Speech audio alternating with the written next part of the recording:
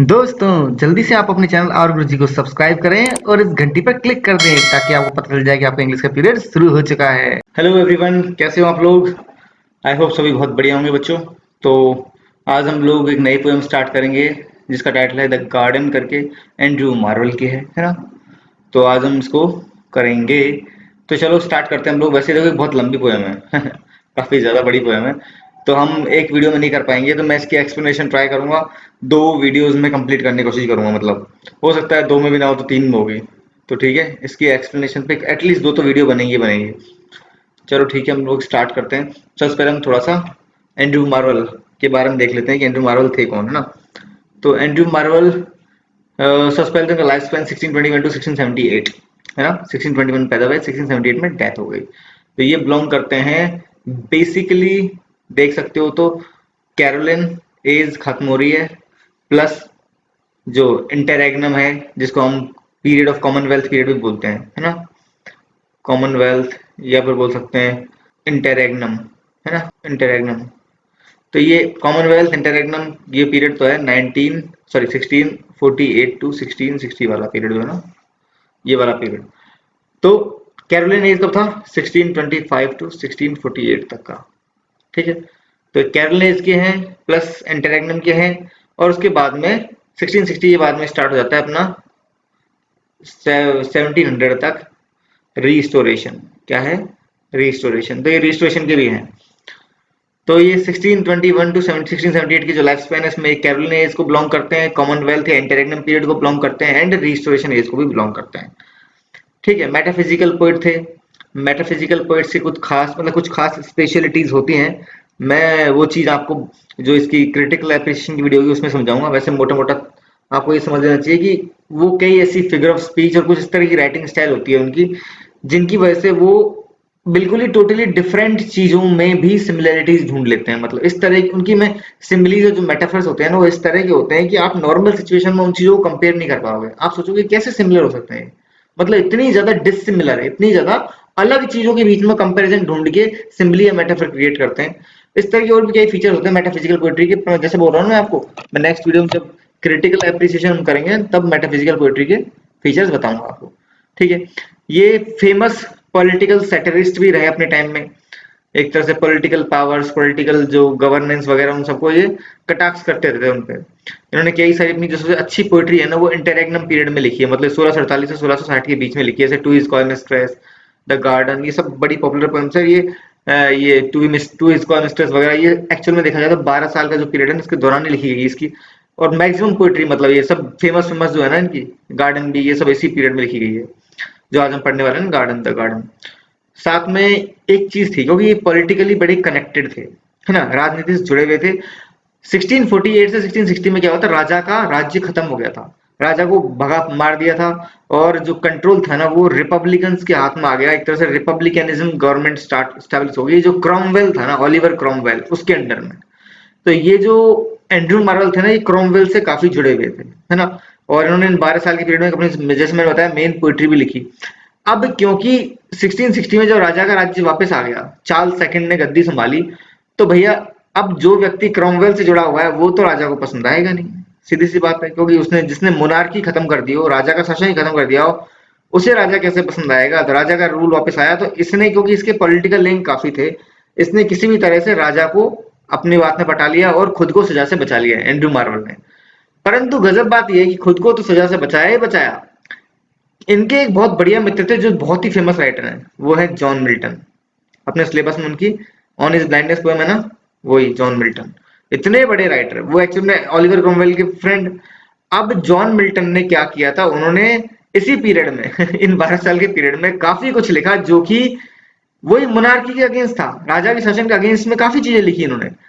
तो इनको इनको भी सजा मिलने वाली थी, तो इन्होंने खुद को तो बचाया ही बचाया, इनफैक्ट जॉन मिल्टन को भी बचा लिया सजा मिलने से। ठीक है, सजा भी क्या मिलती, फांसी चढ़ाते सीधा ही, ये सजा थी, मरवा देते, मतलब वो सजा से बचा लिया इन्होंने। तो ये थोड़ा सा इनका इंट्रोडक्शन हो गया एंड्रयू मार्वेल का। अब हम देखते हैं, सीधा सीधा हम आते हैं अपने पोएट्री पर।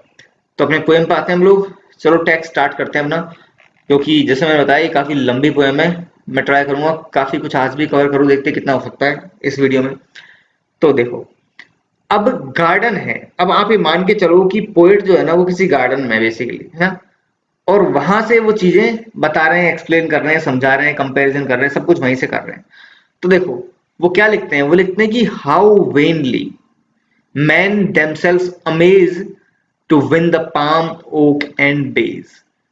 क्यों बोलते हैं कि वेनली, वेनली व्यर्थ, बेकार, कि कितनी बेकार तरीके से, व्यर्थ, फालतू में, मैन देमसेल्व्स अमेज, मतलब आदमी जो व्यक्ति है ना, आदमी जो लोग है ना, वो खुद को अमेज मतलब कह सकते हैं खुश करते हैं, आश्चर्यचकित कर सकते हैं, खुश करते हैं, मतलब बेसिकली वो ये कहना चाह रहा है कि कितना ये व्यर्थ है ये काम। अभी बताएगा वो क्या बोलते हैं, किस चीज को व्यर्थ बोल रहा है, कितनी व्यर्थ बात है कि आदमी लोग इस बात से खुद को खुश करते हैं, किस बात से, कि उन्होंने पाम जीत लिया, ओक जीत लिया, बेस जीत लिया। अब भैया ये पाम, ओक और ये बेस क्या है, ये होने को तो पेड़ है, ट्रीज है ना, palm tree, oak tree, big tree, सब बेज, ये सब बेज और लॉरल भी बोलते हैं ना। तो ठीक है, ये होने को तो सब पेड़ है। अब ये पेड़ है तो फिर ये क्या बोलना चाह रहा है कि पेड़ जीत लिए।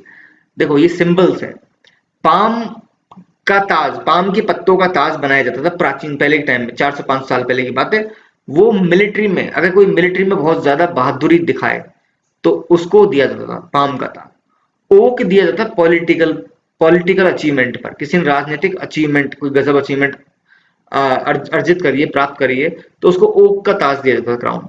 और बेज, लॉरल दिया जाता था पोएट्री में, पोएट्री या फिर आर्टिस्टिक कोई क्वालिटी हो तो, स्पेशली पोएट्री होती, पोएट्री हुआ करती थी बेसिकली उस टाइम पे, तो ना इन चीजों के लिए ये अवार्ड दिए जाते थे। तो ये सिंबल्स हो गए, दीज आर सिंबल्स, या बोल सकते हैं ये मतलब यहाँ सिंबोलिज्म यूज किया है बेसिकली, देखा जाए तो पाम, ओक और बेज तीन सिंबल्स है ना। और ये सिंबल्स यूज किए गए मिलिट्री सर्विस, पॉलिटिकल और पोएट्री या फिर आर्टिस्टिक सर्विस के लिए। ठीक है, बात समझ में आ गई। तो ये बोलना चाह रहा राइटर है कि देखो आदमी कितना ज्यादा खुद को खुश कर लेता है, वो भी व्यर्थ में, बेकार में, जब वो जीतता है। क्या जीतता है, पाम, ओक या बेज, ठीक है, यानी तीनों में से कोई अवार्ड मिलता है उसको।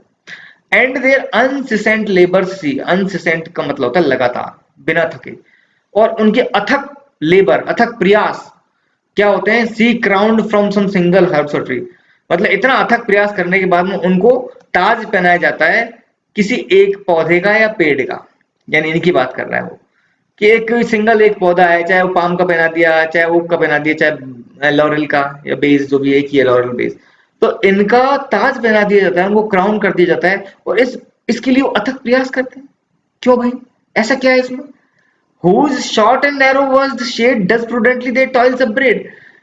इन ताज में तो क्या होता है, बहुत ही छोटी और सकड़ी, मतलब बोल सकते हो इतना पतला सा ताज बनता है, हल्का सा, उसमें से छाया भी नहीं होती, कि मान लो माथे को ढक लिया हो ढंग से तो कुछ छाया हो जाएगी चेहरे पे, उस ताज को लगाने से छाया भी नहीं होती। नैरो वर्ज्ड शेड, ये जो नैरो वर्ज्ड शेड है ना, कि हुज शॉर्ट एंड नैरो, उस ताज की बहुत छोटी और सकड़ी छाया होती है ना। Does prudently they toils upgrade, तो ये चीज तो कोई अपग्रेड का मतलब क्रिटिसिज्म, तो क्या ऐसा ताज जिसके लिए इतना प्रयास किया गया है, ये उनकी मेहनत के प्रति कोई क्या बोलते हैं, बोल सकते हैं कि आप जागती तो नहीं हो गई कहीं, कि भाई इतनी मेहनत करी और क्या मिला, ये ताज मिला, ये ऐसा ताज, ये एक पत्ती का, एक पेड़ की बनी पत्तियों का ताज, जिसमें ऐसा भी नहीं कोई मल्टीपल पेड़ की पत्तियां हो, बहुत सारे फूलों की ताज बनाया गया हो। ये तो सिर्फ एक ही पेड़ का ताज है, या तो उपाम का मिलेगा, या ओक का मिलेगा, या लॉरेल का मिलेगा, किसी एक का मिलेगा। ठीक है, उस ताज जिसे छाया भी नहीं होती माथे पे, उस ताज के लिए आप इतनी मेहनत कर रहे हो, ये किसी भी तरीके से सेंसिबल नजर नहीं आता, और उनकी आलोचना होना बिल्कुल सही है। मतलब ये बोलना चाह रहा है कि अगर इनकी आलोचना की जाए, इनकी मेहनत की, इनके टॉयल की, अपग्रेड मतलब क्रिटिसिज्म, अगर इनकी मेहनत की हम क्रिटिसिज्म आलोचना करें तो वो बिल्कुल सही है, प्रूडेंटली मतलब सेंसिबल है, यानी वो बिल्कुल गलत आलोचना नहीं कर रहे हैं हम लोग कि इस चीज के लिए वो इतनी मेहनत कर रहे हैं। while all flowers and all trees do close to weave the garlands of repose, और बल्कि सारे के सारे फूल, ट्री, वो ऑलरेडी उनके लिए मालाएं तैयार करके बैठे हुए हैं। Weave the garlands of repose, repose मतलब शांति, इस तरह, यानी शांति की माला उनके लिए तैयार करके बैठे हुए हैं सारे फूल, पत्ती, गार्डन, पेड़, सब जो भी है। अब आपकी समझ में नहीं आ रहा है क्या बोलना चाह रहा है। देखो मैं बताता हूँ, क्योंकि ये जो पोयम है ना, ये फिजिकल वर्ल्ड को क्रिटिसाइज कर रही है, सांसारिक जीवन को जिसके पीछे हम लोग भाग दौड़ करते रहते हैं उनको क्रिटिसाइज कर रही है, और नेचर की बहुत बड़ाई कर रही है। तो ये जो लास्ट की 2 लाइन में क्या बोलना चाह रहा है पहले स्टेंजा की, ये बोलना चाह रहा है कि जो ये नेचर है ना, ये तो रेडी बैठा हुआ है, आप उस नेचर के पास जाओ तो सही, उसके उसमें जाके मिलो तो सही, उसमें टाइम बिताओ तो सही।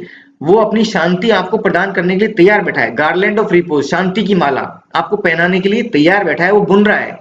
यानी उसने अपनी शांति की माला बुन ली है और बेसिकली वो आपको पहनाने के लिए तैयार बैठा है। आप कभी फूल फ्लावर्स के बीच में, पेड़ों के बीच में जाओ तो सही, परंतु आप कहाँ जा रहे हो? आप तो मेहनत करके उन फूल पत्तियों को प्राप्त करने की कोशिश कर रहे हो जिनका ताज कोई काम का नहीं है, आपको छाया भी नहीं देता सिर पे। वैसे तो देखा जाए तो ये मिलिट्री, पॉलिटिकल, पोएट्री, ये सब मतलब अचीवमेंट्स है, ये बहुत बड़े अचीवमेंट है, उनके लिए ये ताज दिया जाता है उनको। परंतु यहाँ तो पोइट ने एक तरह से उनको नेचर के साथ में कंपेयर करके उनकी क्रिटिसाइज कर दिया, उनको तुलना करके उनकी बुराई करने लग गया है वो, कि इनके पीछे मेहनत कर रहे हो, इससे बढ़िया मेहनत कहाँ करनी चाहिए? नेचर के पीछे जाने के लिए करनी चाहिए, नेचर की तरफ जाओ, इनके पीछे मत जाओ। ये नकली नेचर है, पाम, ओक एंड बेज, जिनके तुम ताज पहनने का तुम्हें लालच दिया जाता है, इन फूल पत्तियों को प्राप्त करने के लिए तुम इतनी मेहनत करते हो, ये एक एक पेड़ की पत्तियां जो तुम्हारे सिर पे चढ़ाई जाती हैं, उनका ताज बनाया जाता है, ये सब बेकार है। जाना है तो जाओ, कहाँ पर जाओ? असली में पेड़ पौधे फूलों के बीच में जाओ, जो तुम्हें शांति की माला पहनाने को तैयार बैठे हैं। इस ताज के मुकाबले वो बहुत ज्यादा बेटर है, ऐसा वो बोलना चाह रहा है। तो पहले इस स्टैंजा में उसने एक बैकग्राउंड बनाया है। उसने कि ह्यूमन की जो अचीवमेंट होती है, ह्यूमन जिन चीजों के पीछे भागता है, जिन चीजों को प्राप्त करने की कोशिश करता है, वो नेचर के सामने कुछ भी नहीं है, वो ये बोलना चाह रहा है, सीधी सी बात। तो ये 3 जो चीज बताई ना, ये एक्चुअली 3 अचीवमेंट है। हाईएस्ट मिलिट्री का हाईएस्ट अचीवमेंट अवार्ड पाम का ताज, पॉलिटिकल अचीवमेंट का हाईएस्ट अवार्ड ओक का ताज, पोएट्री का हाईएस्ट अवार्ड बेज का लॉरेल का ताज, है ना। तो ये बोल रहे हैं कि ये जो चीज है ना, ये सिर्फ बेसिकली ह्यूमन अचीवमेंट के लिए सिंबल इस्तेमाल किया कि ह्यूमन जिन चीजों के पीछे भागता है, जिनको प्राप्त करने की कोशिश करता है, वो सब कितनी तुच्छ है नेचर के सामने, वो ये बोलना चाह रहा है। तो नेक्स्ट टाइम जा पाते हैं। Fair quite, have I found the here? Fair quite, अब देखो वो किसी चीज को बोल रहा है फेयर क्वाइट। फेयर क्वाइट को हम देख सकते हैं आप ऐसे, शांति, पीस, क्वाइट मतलब पीस, तो फेयर क्वाइट का मतलब लवली पीस। आप ये बोल सकते हो क्या? लवली, बहुत प्यारी शांति, ये मानो उसको fair quite. Have I found the here? क्या मैंने तुम्हें यहाँ ढूंढ लिया है? पोएट किसी से क्वेश्चन कर रहा है कि ए असीम शांति, ए प्रिय शांति, क्या मैंने तुम्हें यहाँ ढूंढ लिया है? कहाँ ढूंढने की बात कर रहा है वो? एक्चुअल में उस गार्डन में, एक उस गार्डन में जाके वो बोल रहा है कि ए असीम शांति, क्या मैंने तुम्हें यहाँ पा लिया है? And innocence thy sister dear, और तुम्हारी जो बहन है ना इनोसेंस, क्या वो भी यहीं पर है? क्या वो भी मुझे यहीं प्राप्त होगी? अब देखो, पीस एंड इनोसेंस, किसकी बात हो रही है? Peace and innocence. देखो नेचर जो है ना, ये नेचर की 2 चीजें हैं। शांति, नेचर में जाके आपको मिलती है पीस, शांति, और दूसरा नेचर बहुत ज्यादा इनोसेंस भी है। इनोसेंट कैसे है भाई? आप सोचोगे इनोसेंट कैसे नेचर? नेचर इनोसेंट ऐसे है कि नेचर में चाहे कोई बुरी आत्मा जाए कि अच्छी आत्मा जाए, बुरे लोग जा कि अच्छे लोग जा, अब पेड़ के नीचे कोई बुरा आदमी जाके बैठेगा तो क्या पेड़ वहां से हट जाएगा कि मैं तेरे को छाया नहीं दूंगा, तो बहुत बुरा है? नहीं हटेगा। तो क्या नेचर की मतलब उससे फल तोड़ने जाओगे तो क्या बुरा आदमी उससे फल तोड़ेगा तो फल तोड़ने से मना कर देगा? पेड़ फल नहीं देगा अपना? देगा। इसीलिए इनोसेंट कौन होता है? इनोसेंट वो होता है जिसको सही और गलत में अंतर पता नहीं हो। तो नेचर उसी तरह का है। नेचर बहुत इनोसेंट है, उसके पास जो जाएगा वो उसी को अपनी सेवा देगा, उसी को अपने पास में अपना बना लेगा एक तरीके से। इसलिए राइटर बोल रहा है कि फेयर क्वाइट यानी लवली पीस, प्यारी शांति, क्या मैंने तुम्हें यहाँ ढूंढ लिया है? और तुम्हारी जो बहन है इनोसेंस, वो भी तो यहीं पर रहती है, यानी वो भी तो तुम्हें ही पाई जाएगी यहीं पर। तो पीस और इनोसेंट की बात कर रहा है कि वो दोनों नेचर में मिलती है, हमें शांति मिलती है और नेचर बहुत इनोसेंट भी है। समझ में आ गया? चलो आगे बढ़ते हैं। Mistaken long I sought you then in busy companies of men. अब वो बोल रहा है मिस्टेकन लॉन्ग, मैंने काफी लंबे समय से ये गलती करी। क्या गलती करी? मैंने ये गलती करी कि I sought you then in busy companies of men, कि मैंने तुमको ढूंढा। किनको? पीस को और इनोसेंस को उसने ढूंढा। कहाँ ढूंढा? आई सॉट यू, मैंने तुम्हें ढूंढा। तब कहाँ पे? इन बिजी कंपनीज ऑफ मैन, आदमियों के बीच में ढूंढने की कोशिश करी। बिजी कंपनीज यानी कि आदमी बहुत बिजी रहते हैं, उन बिजी आदमियों के साथ में तुम्हें ढूंढने की कोशिश करी। मैंने सोचा कि तुम इन बिजी आदमियों के बीच में मुझे कहीं मिलोगी, यानी मुझे शांति कहीं इन लोगों के साथ में मिलेगी, मुझे इनोसेंस इन लोगों में मिलेगी, परंतु मुझे वहां नहीं मिली। मैं बहुत दिनों से गलत समय में था, मैं गलत जगह ढूंढ रहा था, क्योंकि आदमियों के बीच में कभी शांति हो नहीं सकती। इंसानी जो जीवन है, सांसारिक जो जीवन है, उसमें शांति है ही नहीं। हर चीज के मतलब कभी पैसे के पीछे भाग रहा है, कभी बच्चों, जायदाद, दौलत, शादी ब्याह, पता नहीं किस किस चीज के पीछे भाग रहा है, काम धंधे। इंसान को कभी शांति है ही नहीं, तो वहां शांति मिल नहीं थी। और ना ही वहां इनोसेंस है, सब छल कपट धोखाधड़ी करप्शन सब में लगे हैं, तो वहां इनोसेंस है ही नहीं। तो इसलिए राइटर बोल रहा है कि मिस्टेकन लॉन्ग, मुझसे काफी लंबे समय से ये गलती रही, मुझसे गलती होती रही है कि I sought you then in busy companies of men, कि मैं तुम्हें उन बिजी लोगों के बीच में ढूंढ रहा था। समझ गए? You secret plants if here below only among the plant will grow, और तुम सब पवित्र प्लांट, वो गार्डन के पौधों के लिए बोल रहा है, तुम सब पवित्र प्लांट हो, you all are sacred plants, and if here below only among the plants will grow, और तुम्हारे नीचे अगर कुछ होगा ना तो प्लांट ही पैदा होंगे तुम जैसे। यानी इस गार्डन में नेचर के बीच में क्या होता है, नेचर के नीचे, अगर नेचर के नीचे कुछ पैदा होगा तो प्लांट ही पैदा होंगे, वैसे ही पैदा होंगे। ये एक बहुत बढ़िया एग्जाम्पल है किस चीज का, कि जो जैसा होता है ना उसके संरक्षण में आदमी वैसा ही पैदा होता है। फॉर एग्जाम्पल, अगर कोई व्यक्ति नेचर से बहुत अच्छा है, मतलब स्वभाव से बहुत अच्छा है, तो जो व्यक्ति उसके सानिध्य में रहेगा, जो व्यक्ति उसकी कंपनी में रहेगा, उसके साथ में रहेगा ना उस व्यक्ति के, वो व्यक्ति भी वैसा ही होगा, वो भी वैसा ही, अगर बुरा होगा तो भी अच्छा बन जाएगा। तो इसके लिए बोल रहा है कि only among the plants will grow, मतलब your secret plants if here below only among the plants will grow. परंतु यहाँ पे वो फोकस करते हुए सिर्फ पौधों की बात कर रहा है कि तुम्हारे नीचे ही ऐसा होता है कि प्लांट के नीचे भी प्लांट ही पैदा हो रहे हैं, कांटे पैदा नहीं हो रहे या कुछ गलत चीज पैदा नहीं हो रही। कहने का मतलब प्लांट के नीचे प्लांट ही पैदा हो रहा है, क्योंकि तुम बहुत ही पवित्र प्लांट हो, you are secret plants, you all are secret plants, और तुम्हारे नीचे सिर्फ प्लांट ही पैदा होंगे, मतलब तुम जैसे हो वैसे ही तुम्हारे नीचे दूसरी चीजें भी होंगी। तो एग्जाम्पल तो मैंने जो बताया ना वही है कि जो जैसा होता है ना उसके साथ में दूसरे लोग भी वैसे ही होते हैं। बुरे लोग हैं तो बुरे बन जाओगे, अच्छे लोग हैं तो अच्छे बन जाओगे, बोलते हैं ना कंपनी जैसी होगी वैसे बन जाओगे। Society is all but rude to this delicious solitude. और हाँ एक चीज, परंतु वो ये मानने को तैयार नहीं है, इन दो लाइन में उसने एक चीज बोली है कि ओनली, केवल पौधों के नीचे ऐसा होता है, वो ये कहना चाह रहा है कि सोसाइटी में लोग ऐसे नहीं है, लोग बुरे ही हैं, लोग सबके सब बेकार हैं, और उनके साथ में आपको ना शांति मिल सकती है, ना इनोसेंस मिल सकती है, ना कुछ और चीज। उनके साथ में रहोगे तो वैसे ही बन जाओगे। तो लोगों को तो बिल्कुल नकार रहा है कि लोगों के साथ में, लोगों की सबकी कंपनियां बेकार है, सोसाइटी पूरी बेकार है, वही बोलना चाह रहा है एक तरह से। और जो ओनली पेड़ पौधे ऐसे हैं जिनका साथ अच्छा है। Society is all but rude to this delicious solitude. अब बोला देखो सोसाइटी जो है ना वो क्या है, society is all but rude. Society तो क्या है, रूड है। क्या है, रूड है। टू दिस डेलिशियस सोलिट्यूड, किसके प्रति रूड है, किसके प्रति कठोर है, इस बहुत ही डेलिशियस सोलिट्यूड के प्रति। सोलिट्यूड होता है एकांत, वो नेचर में प्राप्त होने वाले एकांत की बात कर रहा है कि सोसाइटी है ना वो इसको एक्सेप्ट ही नहीं करती कि नेचर में इतना अच्छा एकांत में मिलता है। वो इस एकांत के प्रति रूड है, उसको इस चीज का एहसास ही नहीं है एक्चुअल में कि नेचर के बीच में कितना डेलिशियस, कितना आनंदित करने वाला एकांत प्राप्त होता है आपको। आप वो सोसाइटी में कोई प्राप्त नहीं होता, और सोसाइटी नेचर को नकारती रहती है, वो नेचर को नुकसान पहुंचाती है, नेचर को मतलब एक्सेप्ट ही नहीं करती, वो नेचर के प्रति वफादार नहीं है, वो उसके अगेंस्ट में है।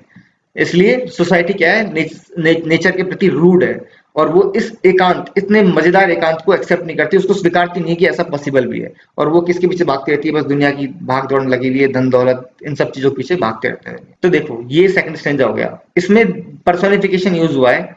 उसने क्या किया है, नेचर को पर्सोनिफाई किया है। दो नाम बोले, एक तो फेयर क्वाइट, जैसे कोई इंसान है ना, फेयर क्वाइट, और दूसरा बोला इनोसेंस। तो एक्चुअल में इनोसेंस, हाँ, उसने या तो ऐसे बोल लो इनोसेंस और फेयर क्वाइट दोनों को पर्सोनिफाई किया है ना। और एक तरह से बोल सकते हो नेचर के दो रूप दिखाए उन्होंने, फेयर क्वाइट और इनोसेंस, दो फॉर्म दिखाए और उनको पर्सोनिफाई किया।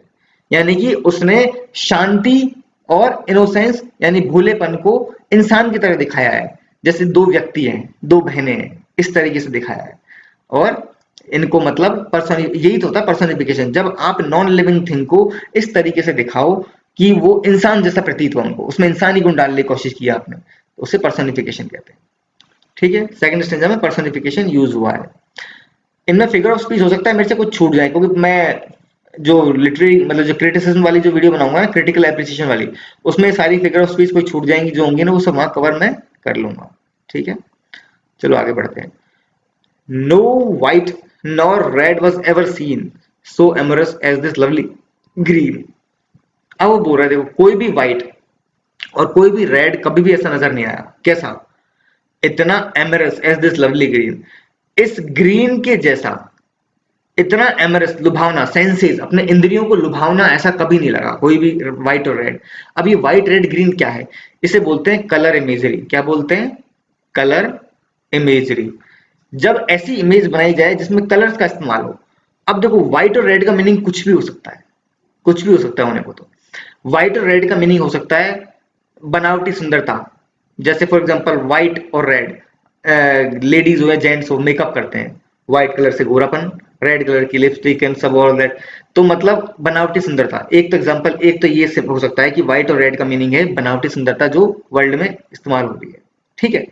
दूसरा मीनिंग इसका हो सकता है कि जो लव अफेयर्स होते हैं ना उनके लिए व्हाइट एंड रेड ये दोनों ही प्यार के सिंबल हैं एक तरह से। वैसे व्हाइट पीस का भी होता है परंतु प्यार का भी होता है, शांति का भी होता है, रेड तो लव का होता ही है।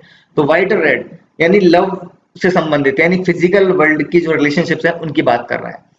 तो दो अर्थ निकाल सकते हो कि फिजिकल वर्ल्ड की ब्यूटी है, फिजिकल वर्ल्ड की relationships was never seen so amorous. अब जो एमोरस टर्म है ना वो एक्चुअल में रिलेशनशिप प्यार मोहब्बत से संबंधित होता है कि जो आपके सेंसेस आपके इंद्रियों को बहुत ज्यादा लुभावना लगे। जैसे कोई सामने वाला बहुत सुंदर व्यक्ति है तो वो आपको बहुत ज्यादा अट्रैक्टिव लग रहा है वैसे।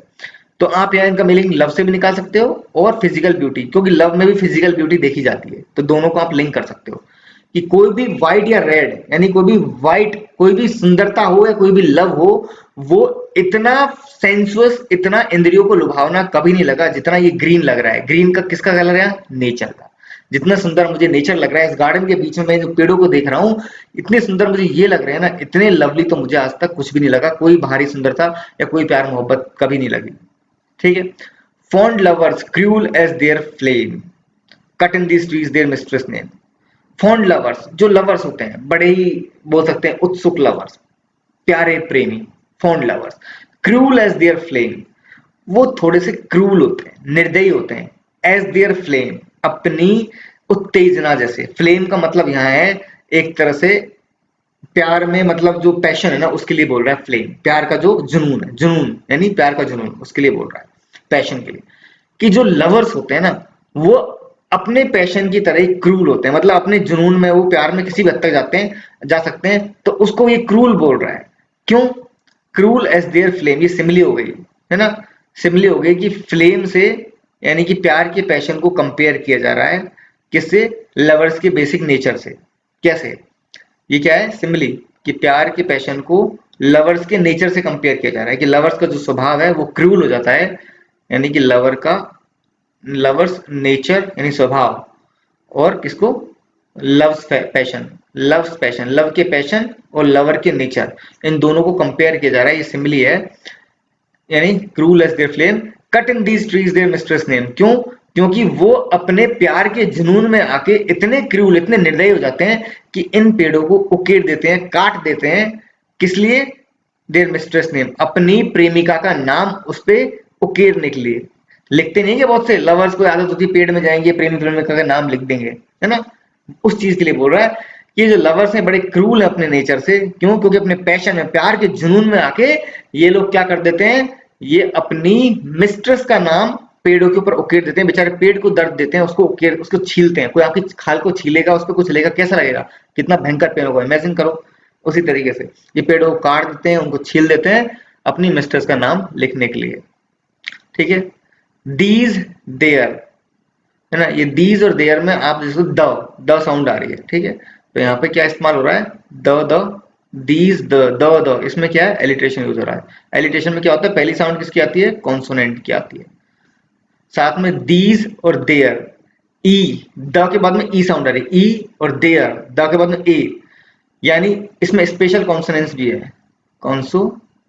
कॉन्सोनेंस कॉन्सोनेंस ये स्पेशल कॉन्सोनेंस है कि भाई जब पहला साउंड आपका कॉन्सोनेंट साउंड हो उसके तुरंत बाद वोवल साउंड बदल जाए, चेंज हो जाए। जैसे इसमें दीज में द के बाद में ई, डी ई, और देयर में द के बाद में ए, डे ए, तो ई और ए, ठीक है। तो यहाँ पर वोवल साउंड बदल गई है, तो ये कॉन्सोनेंस भी है, ठीक है। Little alas they know or heed how far this beauties her exceeds. और ये बड़े दुख की बात है, लिटिल उन्हें बड़ा मतलब little alas they know or heed, उनको कितना कम पता है। बड़ी दुख की बात है कि लिटिल कितना कम पता है, दे नो और हीड कितना उनको कम पता है, या हीड यानी कितनी वो कम परवाह करते हैं। यानी इन लवर्स को कितना कम पता है या ये कितनी कम परवाह करते हैं किस चीज की? इन पेड़ों की। How far this beauties her succeed, और इस चीज की कि ये सुंदरता कितने लंबे समय तक चलेगी। भाई आप जो नाम उकेर रहे हो कितने लंबे समय तक रहेगा, है ना।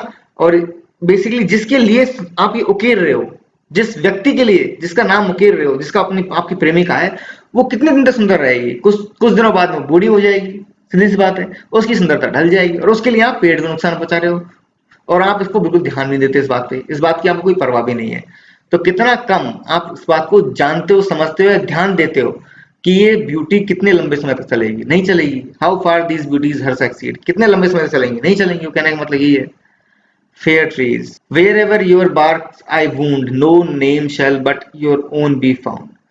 कि सुंदर पेड़, फेयर ट्रीज, प्यारे पेड़, सुंदर पेड़, wherever your bark I wound, मैं जहां जहां तुम्हारी छाल छीलता हूँ, तुम्हारी बार्क, तुम्हारी छाल, तुम्हारे तने की छाल को छीलता हूँ, no name shall but your own be found, मुझे किसी का नेम नहीं मिलता, मुझे अंदर सिर्फ तुम्हारे ही नाम पाया जाता है। एक्चुअल में बाइबल में भी और एंशियंट कई माइथोलॉजीज में कहानी है, मतलब इस तरह की धारणा है कि नेचर में नेचर ही वास करता है, नेचर की आत्मा ही पाई जाती है, एक तरीके से बोल सकते हो। उसमें ये मानो कि आप नेचर को अंदर एक ऐसी सोल है जो जिसमें मतलब और कोई नजर नहीं आएगा नेचर के सिवा, आप कितने ही नाम उकेर लो उसमें कुछ नजर आएगा तो सिर्फ नेचर ही नजर आएगा, पेड़ में पेड़ ही नजर आएगा। वो एक तरह से एक थ्योरी है। एग्जैक्टली आप लोग सर्च कर लेना इस चीज को, थोड़ा आपके लिए होमवर्क भी हो जाएगा कौन सी थ्योरी है। ठीक है। No name shall but your own be found, ये जो लाइन है ना कि कोई नाम नहीं मिलता मुझे, राइटर बोल रहा है कि मैं तो, ये लोग इतना नाम उकेरते हैं अपना छील छील के नाम लिखने के लिए, परंतु जब मैं छाल छीलता हूं तो मुझे तो खुद ही उसके अंदर ऑलरेडी एक नाम नजर आता है, और कोई नाम नजर नहीं आता। मैं कितने ही नाम लिख लूं मुझे वो कुछ नजर ही नहीं आता। मुझे उस छाल में सिर्फ एक ही चीज नजर आती है कि वो खुद नेचर, वो खुद पेड़ ही नजर आता है मुझे, तो उसी का नाम नजर आता है मुझे, और किसी का नाम नजर नहीं आता। ठीक है बच्चों, ये वीडियो अभी काफी लंबी हो गई है, मैं नेक्स्ट वीडियो बनाऊंगा, ट्राई करूंगा इनको फटाफट करवाने की, है ना। कितने बच रहे हैं ये? 3 4 5 6 स्टैंजा है। आज तो शुरू में इंट्रोडक्शन दिया था तो उसमें थोड़ा टाइम लग गया था। 6 स्टैंजा है। I will try to complete it in the next video. ठीक है, अभी तो हम लोग इतना ही पढ़ेंगे यहाँ तक। ठीक है बच्चों, नेक्स्ट वीडियो तक good bye, see you soon, take care.